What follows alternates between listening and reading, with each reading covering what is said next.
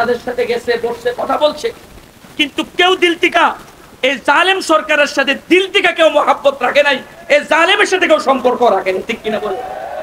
কোন জালেমের সাথে কেউ দিল থেকে কেউ সম্পর্ক রাখে। উলামায়ে কেরামদেরকে যে সমস্ত মামলা দিছে, এই সমস্ত মামলা হাস্যকর। মাওলানা মামুনুল হক সাহেব শেখুল হাদিস ইবনে শেখুল হাদিস, ওনার সাথে যে নাটকটা করছে, এটাকে কেন্দ্র করে সংসদের ভিতরেও ওনাকে নিয়ে অনেক ব্যঙ্গ করছে, যে এরা নাকি এদের নেতা, সে নাকি ওনাকে নিয়ে ব্যঙ্গ করছে। কিন্তু বলেন তো, মাওলানা মামুনুল হক শাইখুল হাদিস ইবনে শাইখুল হাদিস, ওনারা হয়তো জেলে গেছে, এখনো দেশে আসে। আমার কথা হলো, তুমি যদি তোমরা বীর বাহাদুর হও, পিছনের রাস্তা দিয়ে পালায় কেন মামার বাড়িতে গেলা? দেশে থাকতা, জেলে যাইতা, যদি এতটাই বুকের পাটা শক্ত থাকে, ঠিক কিনা বলেন? কিন্তু জুলুম তো করছে, এটা তো তার বুঝছে মনে করছে উলামায়ে কেরামদেরকে শেষ করে দিব, যেমন ফেরাউন কইতো শেষ করে দিব মুসারে, পারছে মুসাকে শেষ করতে পারে নাই, সেই ধ্বংস হয়েছে। নমরুদ বলতে ইব্রাহিমকে ধ্বংস করে দিবে, ইব্রাহিমকে ধ্বংস করতে পারে নাই, সেই ধ্বংস হয়েছে। আবু জাহেল বলতে মুহাম্মদকে ধ্বংস করে দিবে, মুহাম্মদকে ধ্বংস করতে পারে নাই, সেই ধ্বংস হয়েছে। এই বাংলার জমিনে শাহজালালের জমিন, হাফিজের জমিন, পীরদের জমিন, হাজী শরীয়তুল্লাহর জমিন, উলামায়ে কেরামের জমিন, তাওহীদি জনতার জমিন, এই জমিনে যারা বলবে আলেমদেরকে শেষ করে দেবে, মাদ্রাসা বন্ধ করে দেবে, আল্লাহর নাম উচ্চারণকে বন্ধ করে দেবে, তারা এই জমিনে থাকতে পারবে না। এই জমিন তাদেরকে গ্রহণ করবে না, এই জমিন তাদেরকে গ্রহণ করবে না। অতীত করে নাই, এখনো করবে না, ভবিষ্যৎও করবে না, ঠিক কিনা বলে?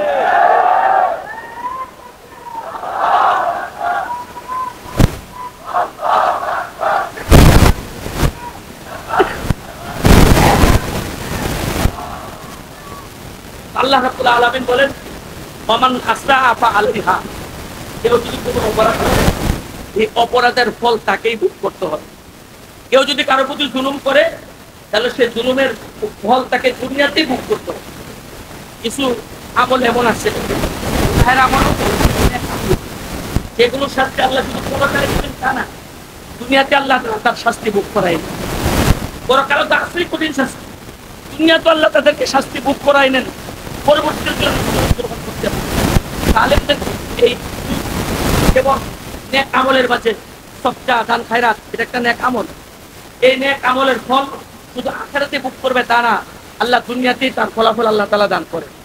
হাদিসে রাসূল বলেছেন, সদকা তাকফুল বালা, সদকা বালা মুসিবত দূর করে। সদকার দ্বারা আল্লাহ পাকের রাগ এবং গুসা এটা নিবে। সদকার দ্বারা মানুষের বিপদ আপদ দূর হয়, তার রিজিকে বরকত হয়। এটা দুনিয়া তো আল্লাহ তাআলা দেন, আবার আখিরাতে তো আল্লাহ তাআলা তার বদলা দিবেন। আবার নেক আমল, মা বাবার সাথে সদাচরণ, এটাও এমন এক নেক আমল যে এই নেক আমলের বদলা আল্লাহ শুধু পরকালে দিবেন তা না, দুনিয়া তো আল্লাহ তাআলা মা বাবার সাথে সদাচরণের বদলা আল্লাহ পাক দিয়ে দেন, আর পরকালে তো আছে। ঠিক তদ্রুপভাবে আত্মীয় স্বজনের সাথে ভালো আচরণ করা, আত্মীয় স্বজনের সাথে, এটার বদলা আল্লাহ তাআলা দুনিয়াতে দেন, আর তার পরকালে তো তার জন্য ভালো বদলা আছে। আর এর বিপরীত কেউ যদি মা বাবার সাথে দুর্ব্যবহার করে, আত্মীয়তার সম্পর্ক নষ্ট করে, কারো প্রতি জুলুম করে, এর শাস্তি আল্লাহ তাআলা শুধু পরকালে দিবেন তা না, বরং তার শাস্তিও আল্লাহ তাআলা পরকালে তো দিবেন, দুনিয়া তো আল্লাহ তাআলা দিয়ে দেন। আমাদের মাঝে অনেকে আছে মনে করেন, আমি নামাজ পড়লাম, রোজা রাখলাম, জিকির আজকার করলাম, হজ করলাম, তাসবিহ করলাম, অন্যর হক নষ্ট করলে কোনো সমস্যা নাই। আছে না এমন মানুষ? অনেক মানুষ আছে না, মনে করে জিকির করলাম, তাসবিহ করলাম, নামাজ পড়লাম, বছর বছর হজ করলাম, উমরা করলাম, আর অন্যের হক মেরে দিলাম, অন্যের প্রতি জুলুম করলাম, কিচ্ছু হবে না। না না না না না, জান্নাতে যাওয়া যাবে না, জান্নাতে যাওয়া যাবে না। অন্যের হক নষ্ট করে, অন্যের প্রতি জুলুম করে তুমি যতই নামাজ পড়ো, যতই রোজা রাখো, যতই তুমি তাহাজ্জুদ করো, 70 না 80 রাকাত যতই পড়ো, তুমি বাঁচতে পারবা না, ঠিক কিনা বলে? বাঁচতে পারবা না, বাঁচতে পারবা। তো বলতেছিলাম যেটা, তাহলে কিছু নেক আমল এমন আছে যেগুলোর বদলা আল্লাহ তাআলা দুনিয়াতে দেন, আবার কিছু বদ আমল এমন আছে যেগুলোর বদলা আল্লাহ তাআলা দুনিয়াতেই দেন। তার মধ্যে জুলুম, এটা জন্য এই ঘটনাটা আমি কয়েকদিন যাবত বলতেছি বারবার, অনেক ভাবলি বলি। আমাদের ভারতবর্ষের একজন বড় ব্যক্তি ছিলেন মাওলানা শাহ আতাউল্লাহ বুখারী রাহমাতুল্লাহ। কাদিয়ানীদেরকে সরকারিভাবে পাকিস্তানে অমুসলিম ঘোষণার ক্ষেত্রে যার সবচেয়ে বড় আন্দোলন ছিল, যার সবচেয়ে বড় ভূমিকা ছিল, শাহ আতাউল্লাহ বুখারী রাহমাতুল্লাহ আলাইহি। বলেন তো, কাদিয়ানী সে কি মুসলমান না কাফের? সে মুসলমান না কাফের? স্পষ্ট কথা, স্পষ্ট কথা। কাদিয়ানী কাফের, জু না মানে ও ভি কাফের। কাদিয়ানী কাফের, যে কাদিয়ানিকে কাফের মানবে না সেও কাফের। কাদিয়ানি কাফের বলো, এত আসতে বললে হবে না। কাদিয়ানি কাফের, যে কাদিয়ানিকে কাফের মানবে না সেও কাফের। আমাদের অনেকে বুঝে না, অনেকে মনে করে হুজুর রাখাইলে কোনো কাম নাই, কাদিয়ানিরা কাফের কাফের করে। কাদিয়ানির কাফের না করলে কি? অনেকে মনে করো এটা তুমি কি আরেকজনকে কাফের বলার। অনেকে এরকম কথা বলে। বলেন আমার আপনার নবী মুহাম্মদ রাসূলুল্লাহ সাল্লাল্লাহু আলাইহি ওয়াসাল্লাম সম্পর্কে আল্লাহ তাআলা কোরআনে বলছেন, মা কানা মুহাম্মাদুন আবা আহাদিম মির রিজালিকুম ওয়ালাকিন রাসূলুল্লাহ ওয়া খাতামান নাবিয়্যিন। কোরআনের আয়াতে আল্লাহ তাআলা আমার নবীর দুইটা গুণ বর্ণনা করছেন। এক হলেন তিনি রাসূলুল্লাহ, আর দুই হলেন তিনি খাতামুন নবিয়্যিন। এই খাতামুন নবিয়্যিনের ব্যাখ্যা আমার নবী হাদিসে বলেন, খাতামুন নবিয়্যিনের ব্যাখ্যা হলো আনা খাতামুন নবিয়্যিন লা নবিয়্যা বাদি। নবী বলেন আমি সর্বশেষ নবী, আমার পরে পৃথিবীতে নতুন কোন নবী আসবে না। কোরআনে কারীমের কোন এক আয়াতকে যদি কেউ অস্বীকার করে, কোরআনের কোন আয়াতকে যদি কেউ অস্বীকার করে, কোন একটা অংশকে যদি কেউ অস্বীকার করে, তার ঈমান থাকে না, তার ঈমান থাকে না। আমরা তো অনেকে ঈমান ভঙ্গের কারণ জানি না। ঈমান আনার জন্য অনেক কিছু মানতে হয়, ঈমান যাওয়ার জন্য সবকিছু লাগে না। যেমন উযু করার জন্য, উযু হওয়ার জন্য কি লাগে? হাত ধোন লাগে, মুখ ধোন লাগে, মাথা মাসে করতে হয়, পাও ধুইতে হয়। কিন্তু উযু যাওয়ার জন্য কয়েকটা কড়া কাম লাগে, কড়া কাম লাগে। শুধু যদি পেশাব করে দেয়, রাস্তা দিয়ে একটু বাতাস ছেড়ে দেয়, উযু থাকবে? উযু থাকবে না। কিন্তু উযু হইতে হলে লাগবে 4টা বড়, কিন্তু উযু যাওয়ার জন্য 4টা লাগবে না, কোনো একটা হইলেই উযু চলে যাবে। ঠিক তদ্রুপভাবে ঈমানের জন্য তো দরকার আল্লাহর উপর ঈমান আনতে হবে, ফেরেশতাদের উপর ঈমান আনতে হবে, রাসূলদের উপর ঈমান আনতে হবে, আল্লাহর কিতাবের উপর ঈমান আনতে হবে, পরকালের উপর ঈমান আনতে হবে, মৃত্যুর পর পুনরায় জীবিত হওয়া তার উপর ঈমান আনতে হবে, তাকদীরের উপর ঈমান আনতে হবে। এই 6টা 7টা বিষয়ের উপর ঈমান আনতে হবে। এটা তো হলো ঈমান আনার জন্য, ঈমান মুমিন হওয়ার জন্য পুরা কোরআনের উপর ঈমান আনতে হবে এক কথায়। কিন্তু ঈমান যাওয়ার জন্য পুরা কোরআনকে অস্বীকার করা লাগে না, কোরআনের যে কোনো একটা অংশকে অস্বীকার করলেই তার ঈমান থাকে না। ঠিক কিনা? ঈমান থাকে না।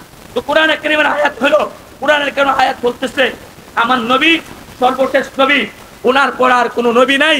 বিদায় পৃথিবীর বুকে যে মানুষটাই নবীকে নবী মানলো কিন্তু সর্বশেষ নবী মানলো না, যে কোরআনের খাতামুন নবিয়্যিন এই অংশকে অস্বীকার করার কারণে সে কাফের। সে কাফের, যে মানবে না সেও কাফের।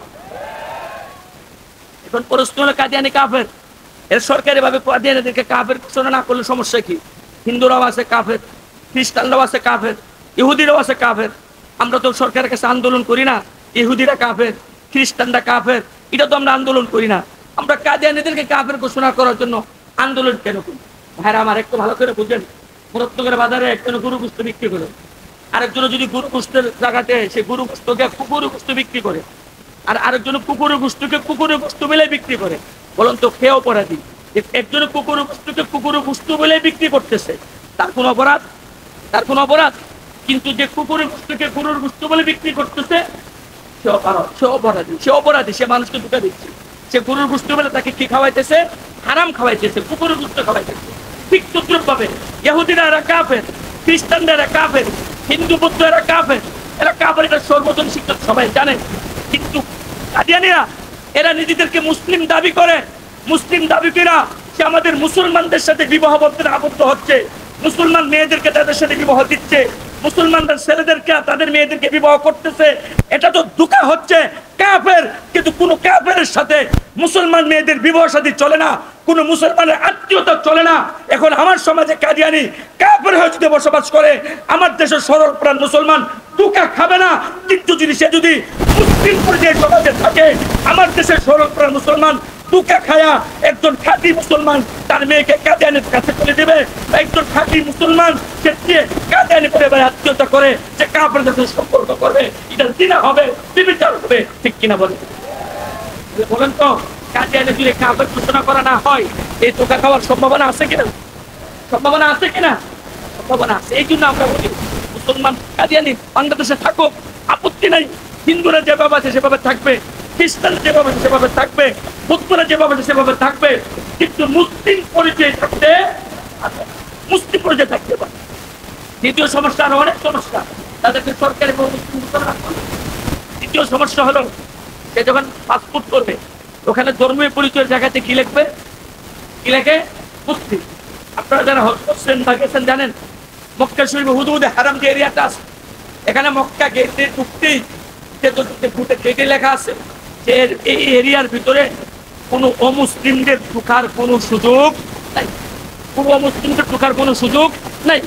তাহলে এখানে লেখা আছে, এখন পাসপোর্ট চেক করে যে অমুসলিম নাকি পাসপোর্ট চেক করে করে ঢুকাবে। এখন যে কাদিয়ানি মুসলিম হিসাবে দাবি করতেছে, তার পাসপোর্ট সে লেখে না সে কাদিয়ানি, সে তো পাসপোর্টে লেখে সে মুসলিম। এখন সে মুসলিম এই পরিচয় দিয়া যে হুদুদ হারামের ভিতরে আল্লাহর কোনো দুশমন কোনো কাফেরের ঢোকার সুযোগ নাই, এই প্রতারক প্রতারণা করে কাফের হয়ে আমার নবীর খত্ম নবুয়ত অস্বীকার করে, আল্লাহর কোরআনকে অস্বীকার করে হুদুদ হারামের ভিতরে ঢোকার সুযোগ পেয়ে যাবে। এই কারণে আমাদের দাবি, সরকার তুমি এই দেশে এই কাদিয়ানীদেরকে সরকারিভাবে মুসলিম ঘোষণা করতে হবে, সরকারিভাবে মুসলিম ঘোষণা করতে হবে।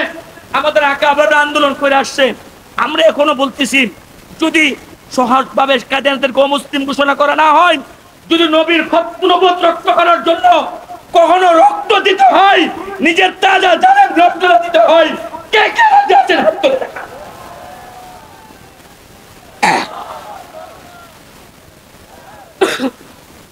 নারে তাকবীর,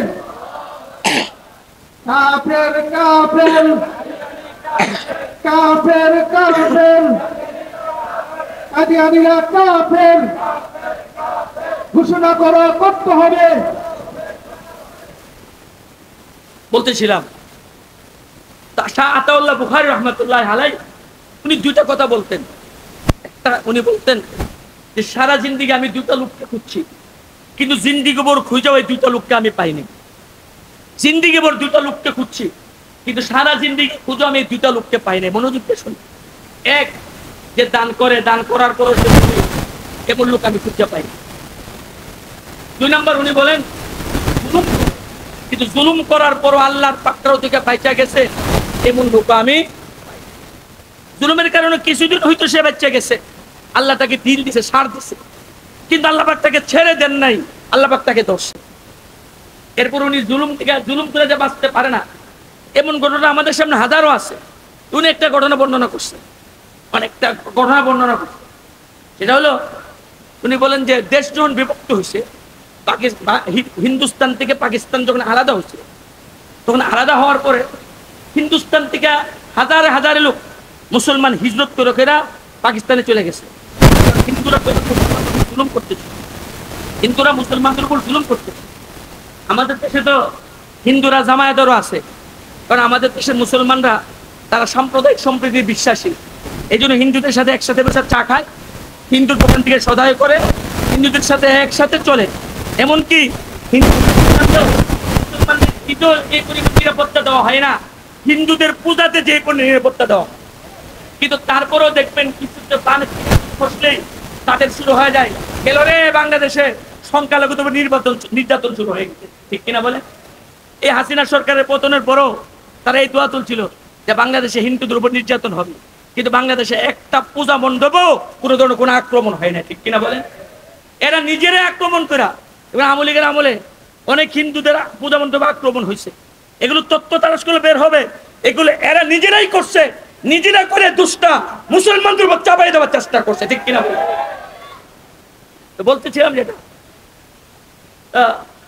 হিন্দুরা মুসলমানদের উপর আক্রমণ করছে, এই জন্য হিন্দু মুসলমানদের দাঙ্গায় হাজারে হাজার মুসলমান হিজরত করে এই ভারত থেকে পাকিস্তানে চলে যেতেন।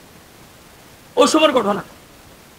উনি বলেন যে রাওয়ালপিন্ডির একজন রেলওয়ে অফিসার ছিল, ওই রেলওয়ে অফিসার বলে যে আমাদের যারা আমাদের সে লোক ভালো মানুষ, কিন্তু হঠাৎ তার এলাকায় একটা খুন হয়েছে, একটা খুন মার্ডার হয়েছে। তো মার্ডার হওয়ার পরে তখন একে মার্ডার কেসের আসামি দেওয়া হয়েছে, একে মার্ডার কেসের আসামি দেওয়া হয়েছে, অথচ সে এই খুনের সাথে সম্পৃক্ত না। তো তার আত্মীয় স্বজন তাকে বলতেছে তুমি টেনশন করো না, কারণ এটাতে তুমি নির্দোষ, এটা সবাই জানে, এ নিয়ে তোমার টেনশনের কোনো কারণ নাই, তুমি দেখবা আদালত থেকে নির্দোষ খালাস হয়ে যাবা।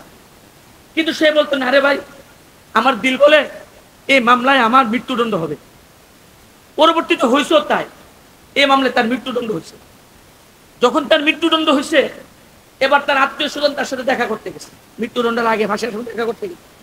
কে জিজ্ঞাসা করতেছে ব্যাপার কি, তোমরা এই মামলায় এই হত্যার সাথে তোমার কোনো সম্পৃক্ত নেই, তুমিও জানো আমরাও জানি, উকিলরাও জানে, সবাই জানে। আমরা তোমাকে বলতাম তুমি এই মামলা থেকে নির্দোষ খালাস পেয়ে যাবা, কিন্তু দেখা গেল তুমি বলতে না এই মামলা তোমার মৃত্যুদণ্ড হইব। এখন দেখা গেল তোমারটাই ঠিক হইলো। বিষয়টা কি, কারণটা কি, বিষয়টা কি, কারণটা কি, তুমি কেমনে তোরা নিশ্চিন্তে বলতা? এবার ওই অফিসার সাহেব বলে, শুনো, এই হত্যার সাথে আমি জড়িত না, এটা তোমরাও জানো, সবাই জানে, আমিও জানি, কিন্তু আমি একটা হত্যার সাথে জড়িত, যে ঘটনাটা আল্লাহ ছাড়া আর কেউ জানে না। আমি জানি, আর কে জানে? আল্লাহ জানে। তা আমি তো হত্যার সাথে জড়িত, তো এটা তো এই হত্যাটা আমি ঘটাইছি। এখন এই হত্যা যে আমি ঘটাইছি, পৃথিবীর ইতিহাসে কেউ কাউকে হত্যা কইরা, কেউ কারো প্রতি জুলুম কইরা পার পায় না। তো আমি তো হত্যাকাণ্ডটা ঘটাইছি, এটা তো দুনিয়ার কেউ জানে না, শুধুমাত্র আল্লাহ জানে আর আমি জানি। এখন যখন এই হত্যা মামলা আমাকে আসামি করা হয়েছে, আমি নিশ্চিত বুঝে নিলাম ওই যে একটা হত্যাকাণ্ড ঘটাইছিলাম, আমার তো তার সাথে সম্পৃক্ততা ছিল না, কিন্তু আমায় আমি আমি তো ওইটার সাথে আমি সম্পৃক্ত ছিলাম, দুনিয়ার কেউ জানতো না। কিন্তু এখন যে আমাকে মার্ডার কাছে দেওয়া হয়েছে, আমি বুঝছি ওই হত্যাকাণ্ডের কারণেই এখন আমার নাম এই মামলার মধ্যে আসে। কারণ দুনিয়াতে একটা কথা মানুষ বলে না, পাপ বলে পাপেরও ছাড়ে না, কথা বলে না একটা, পাপ পাপেরও ছাড়ে না। আর মানুষ এমনিতেই বিপদে পড়ে না, কোনো কিছু সমস্যা হয় আল্লাহ হয়তো মর্যাদা বুলন্দের জন্য করে, কিন্তু হত্যা মামলা আর এই সমস্ত মামলার পিছনে কিছু না কিছু কারণ থাকে। যদি বাস্তবে সে মিথ্যা হয়, সে খালাস পেয়ে যাবে, কিন্তু যদি মিথ্যা না হয় তাহলে সে ঠিকই ধরা খাবে, সে কি ধরা খাবে। এবার সে বলে, শুনো, আমি ওই যে দেশ বিভক্তির পরে যখন দল দল লোক হিন্দুস্তান থেকে ভারতে পাকিস্তান থেকে আর হিন্দুস্তান থেকে ভারত পাকিস্তানে আসতেছিল, তো ভারতের এক রেল স্টেশনের, আমি তখন রেলের টিটি ছিলাম, এক রেল স্টেশন থেকে অনেক যাত্রী উঠতো আমাদের ট্রেনে। তো ট্রেন ছেড়ে দিছে, দেখে একটা মেয়ে দৌড়ে আসতেছে, একটা মেয়ে দৌড়ে আসতেছে, যুবতী মেয়ে, তো দৌড়ে আসতেছে। ট্রেন তো ছাড়লে সাথে সাথে খুব দ্রুত গতিতে চলে না, আস্তে আস্তে চলে, এরপরে তাদের দ্রুত গতিতে চলে। তা আমি মেয়েটাকে হাত বাড়াইয়া সহযোগিতা করে তাকে ট্রেনে উঠাই নিলাম। আলাপচারিতা জানতে পারলাম মেয়েটার মাত্র নতুন বিবাহ হয়েছে, নববধূ, হিন্দু মুসলিম দাঙ্গায় তার বাবার বাড়ির লোকসব মারা গেছে, তার শ্বশুর বাড়ির লোকসব মারা গেছে। সে কোনো রকম জান্ডা বাঁচায়, ইজ্জতরা বাঁচাইয়া স্টেশনে এসে পড়ছে, এবার সে ট্রেনে উঠছে। আমি তাকে সান্ত্বনা দিলাম, আমার টিটি সাহেব আলাদা জায়গা থেকে টিটিদের বসার, ওই জায়গাতে তার জন্য বসার ব্যবস্থা করে দিলাম। তো আমি আর সে ট্রেন চলতেছে, ট্রেন চলতেছে। এখন কিছুতে যাওয়ার পরে শয়তান আমাকে ধোঁকা দিছে। হাদিস শরীফে আসছে যে কোনো বেগানা যুবক যুবতী যেন একসাথে বসে, তখন এখানে তৃতীয় আরেকজন আসে, তার নাম কি আপনারা জানেন? তার নাম কি আপনারা জানেন? মিস্টার ইবলিস। এই মিস্টার ইবলিস আসে, আইসা কয়, আইসা করতেছে, এমন একটা যুবতী মেয়ে তোর সামনে বসে রয়েছে, এমন সুযোগটা তুই হাতছাড়া করবি? তুই কি বেটা, তোর ভিতরে পুরুষত্ব নাই? তুই কি কা পুরুষ? এমন ভাবে কইব শয়তান, আর এমন ভাবে ধোঁকা দেয়, তখন ধোঁকাতে পড়ে যায়। কিন্তু যার ভিতরে আল্লাহর ভয় থাকে সে ধোঁকাতে পড়ে না, যার ভিতরে আখিরাতের ভয় থাকে সে ধোঁকাতে পড়ে না। অনেক কিতাবে প্রস্তাবের মুখে শুনছি, আমাদের হিন্দুস্তানে ভারতে এরকম এক হিন্দু মুসলিম দাঙ্গা হয়েছে। একটা যুবতী মেয়ে ঘর থেকে বের হয়েছে, হিন্দু মুসলিম দাঙ্গাতে পড়ে গেছে। সে আশ্রয় নিছে এক মসজিদে গিয়া, মসজিদে আশ্রয় নিছে। তো মসজিদে সে আছে, মসজিদে আশ্রয় নিয়ে আছে। সন্ধ্যা হয়ে গেছে, মসজিদের ইমাম হলে একজন মাদ্রাসা তালেব ইলম, গরিব মানুষ। সন্ধ্যার পরে সে যুবতীকে বলতেছে, বোন তুমি মসজিদে আসছো কেন? তুমি বাড়িতে চলে যাও। কোনা, আপনি জানেন না বাইরে দাঙ্গা হচ্ছে, আপনি আমাকে কেন বাড়িতে যাইতে বলতেছেন? আমি বাইরে হলে আমার তো নিরাপত্তা নাই, আর মসজিদ আল্লাহর ঘর, আপনি যদি মসজিদে থাকতে পারেন আমি থাকতে সমস্যা কি? যুক্তি দেওয়াতে যুবকটা ঠান্ডা হয়ে গেছে। যাক, মেয়েটা মসজিদে রইল। রাতের বেলা মসজিদের এক কোনায় যুবক, আরেক কোনায় মেয়েটা। তো মেয়েটা যুবকটা রাত্র কোনো রকম পার করছে বসে বসে। ফজরের সময় যখন হয়েছে, এবার যুবকটা মেয়েটাকে বলতেছে, বোন তুমি এখন চলে যাও, কারণ এখন ফজরে আজান হবে, মুসল্লিরা আসবে, আইসে যদি তোমাকে মসজিদে দেখে আমার চাকরিটাই থাকবে না। থাকবে আমাদের দেশে চাকরি থাকবে? আমি গরিব মানুষ, মাদ্রাসা তালেব ইলম, এটা দিয়ে কোনো রকম চলতেছি, এখন তুমি যদি এখানে তোমাকে পাই আমার চাকরিটাই থাকবে না। এ কথা বলার পরে মহিলা কয় না, যুবতী বলে না আমি যাব না। আর আগে আমার একটা প্রশ্ন জবাব দিতে হবে। কি প্রশ্ন? আমি দেখলাম সারা রাত্র আপনি ওই যে কুপিবাতিটা মোমবাতি জ্বালিয়ে রাখছেন, সারা রাত্র দেখলাম খালি একটু পর পর আপনি আঙ্গুলটাকে আগুনের মধ্যে দেন, আবার নিয়ে আসেন, একটা আঙ্গুল দেন, আবার নিয়ে আসেন, আরেকটা দেন, আবার নিয়ে আসেন। এইভাবে আপনি সারা রাত নিজের আঙ্গুলগুলোকে আগুনের মধ্যে কেন পুড়লেন, এটার জবাব না দিলে আমি যাব না। এবার যুবক বলে, দেখো এটা আমার ব্যক্তিগত ব্যাপার, এই বিষয়ে তোমার প্রশ্ন না করলেই ভালো। এখন যুবতী মেয়ে বলে, না আপনি না বললে আমি যাব না। কি কারণে এটা করছেন না বললে আমি যাব না? এবার যুবক বলে, দেখো আমি কেন করছি এটা, তুমি যেহেতু যাইবাই না, এই জন্য বলতে হয়।